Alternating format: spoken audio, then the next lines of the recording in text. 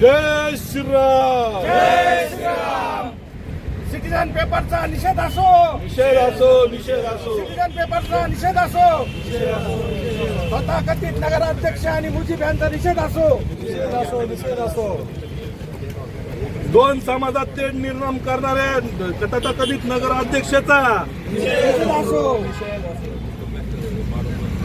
लोकांना दंगली घडून देण्याचा धमकी देणाऱ्या पत्रकाराचा निषेध असो. निषेध असो.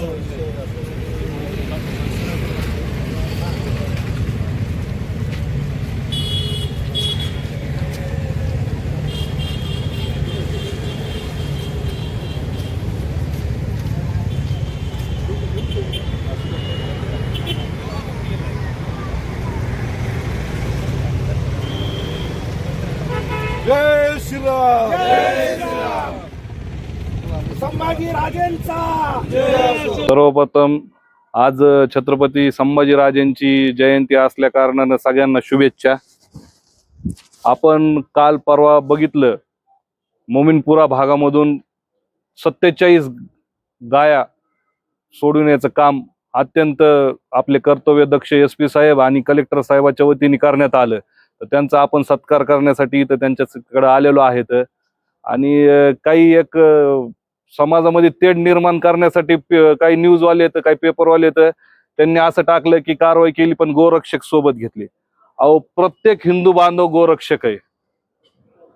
काही आमचे हिंदू बांधव तिथून चालले होते आणि जाताना त्यांना पोलीस बांधवांना गरज होती मदतीची. हिंदू बांधव थांबून त्यांची मदत केली. त्याच्यामध्ये कुठला असं कोणत्या कायद्यामध्ये लिहिलंय की गोरक्षक मदत नाही करायला पाहिजे पोलिसांची?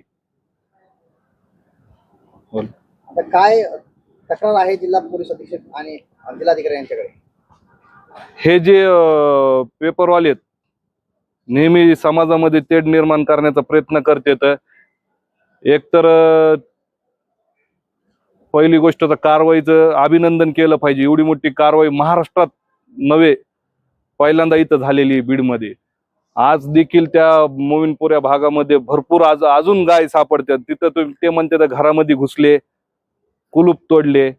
अहो, तिथं व्हिडिओ बघितले तर तुम्ही बघतायत कितीतरी प्रमाणामध्ये गोमांस तिथं सापडलंय. तिथं धारदार शस्त्र आहेत. तिथं ओटे बनवलेले आहेत गोहत्या करायची. आणि कोणत्या पद्धतीने तुम्हाला तिथं घर दिसतंय? बरं, घर आहे तर मग घराला कुलूप आहे तर घरामध्ये गाय कोण सांभाळतंय? तुमच्या घरामध्ये महिला आहे म्हणले तुम्ही, कोण गाय सांभाळतंय घरामध्ये? किंवा पाहिला तर मला त्या पत्रकाराला प्रश्न आहे. आता काय मागणी असेल आपली? आता मागणी हीच आहे की त्या पत्रकारावरती कारवाई करण्यात यावी, त्याचं पत्रकारितेचं लायसन करण्यात यावे. आम्ही त्या पत्रकाराचा समाजामध्ये तेढ निर्माण करून दोन समाजाला भांडणाचा दंगली घडविण्याचा प्रयत्न करतोय. जो कत्तलखाना झालाय तो आहे बेकायदेशीर. जिथं कारवाई झाली ती बेकायदेशीर. कारण की ह्यांना गोवंश ठेवायचा काय अधिकार टोमडून एका ह्याच्यात? जे कत्तलखाना आहे सर्वात पहिले ते उद्ध्वस्त करावं प्रशासनाने. आणि जे पेपरात दिलंय त्यांनी एकतर्फा बाजू मांडलेली पूर्ण. कारण की ते लोकप्रतिनिधी आहेत शहराचे, आणि लोकप्रतिनिधी जर दोन समाजात तेढ निर्माण करण्यासारख्या गोष्टी करत असतील तर त्यांच्यावर सुद्धा प्रशासनाने काहीतरी पर्याय करायला पाहिजे, कारवाई करायला पाहिजे. कारण की जर लोकप्रतिनिधी अशी भाषा वापरत असतील तर आम लोक काय करतील, जनता जी आहे बीड शहराची?